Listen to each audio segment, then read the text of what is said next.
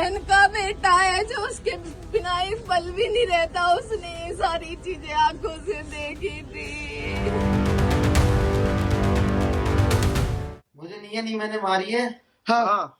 ना मैंने कुछ किया है, अपनी हम मरी है। ये समाज अक्सर खुद को सभ्यता और संस्कार का आईना बताता है। लोग कहते हैं कि हम नई सोच वाले हैं, आधुनिक हैं, लेकिन सच्चाई तो ये है कि समाज ने सिर्फ एक मुखौटा पहन रखा है। चेहरे पर मुस्कान, बातों में संस्कार, पर भीतर छिपा है लालच का जहर।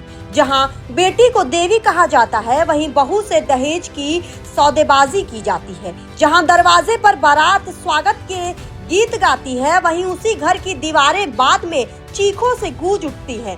चेहरे पर प्यार का मुखौटा और भीतर जलती दहेज की आग। इसी आग में फिर से झुलस गई एक मासूम की जिंदगी। इसी लालच ने फिर छीन लिया एक घर का सपना। कानून है, कायदे हैं, लेकिन सवाल ये है कि इस दिखावे के समाज के मुखौटे कब उतरेंगे?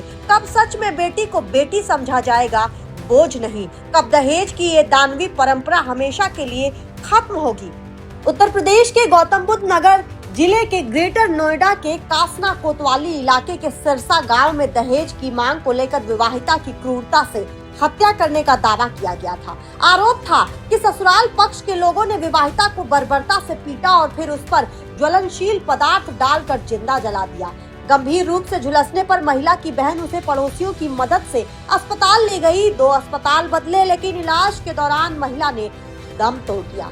दिल दहलाने वाली घटना के बाद मृतका महिला की बहन और परिजनों ने ससुराल पक्ष पर गंभीर आरोप लगाए। ग्रेटर नोएडा के दादरी थाने इलाके के रूपबास गांव के रहने वाले भिखारी सिंह ने बताया कि उनकी बेटी कंचन और निक्की की शादी दिसंबर 2016 में सिरसा गांव के रहने वाले रोहित और उसके भाई विपिन से हिंदू रीति रिवाज से हुई थी। शादी में स्कॉर्पियो गाड़ी और सभी सामान दिया गया था, लेकिन शादी के बाद से ही ससुराल के लोग 35 लाख रुपए की मांग करने लगे। शादी के बाद से ही पति विपिन भाटी, जेठ रोहित भाटी, सास दया और ससुर सत्यवीर लगातार 35 लाख रुपए अतिरिक्त दहेज मांग रहे थे। पीड़ित परिवार ने आरोपियों की मांग पूरी करने के लिए एक बुलेट भी दे दी, लेकिन प्रताड़ना का सिलसिला जारी रहा। दोनों बहनों के साथ ससुराल के लोग मारपीट करते, कई बार पंचायत कर समझौता किया गया, लेकिन आरोपियों ने समझौते को नहीं माना।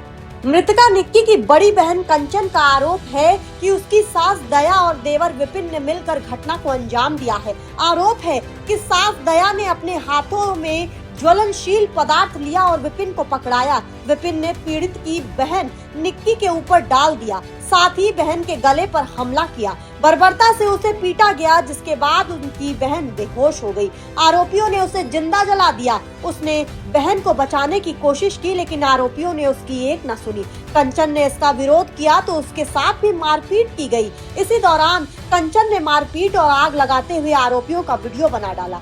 आनंद फानन में निक्की को इलाज के लिए पहले फोर्टिस अस्पताल, दिल्ली के सफदरजंग अस्पताल में भर्ती कराया गया था, जहां उसकी मौत हो गई। आरोप है कि घटना के वक्त कंचन का पति रोहित भाटी और ससुर सत्यवीर भी मौके पर मौजूद थे। कंचन की शिकायत पर पुलिस ने नामजद 4 आरोपियों के खिलाफ हत्या की धाराओं में केस दर्ज किया।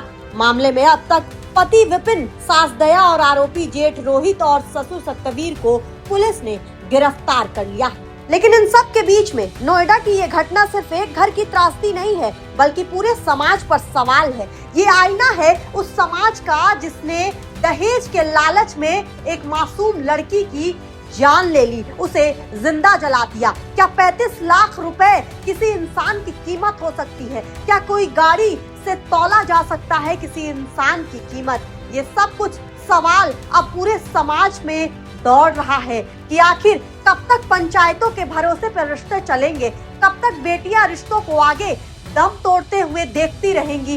कब तक ये रिश्ते किसी की दहेज के लालच में दब जाएंगे? सवाल ये भी है कि आखिर इन सब के बीच में अब इन नियम और कायदों के साथ चलने वाले जो कानून है, जो प्रशासन है, आखिर ऐसे जो जल्लाद हैं उस पर लगाम क्यों नहीं लगा पा रही? आप बताइए कमेंट के माध्यम से और देखते रहिए आज की खबर।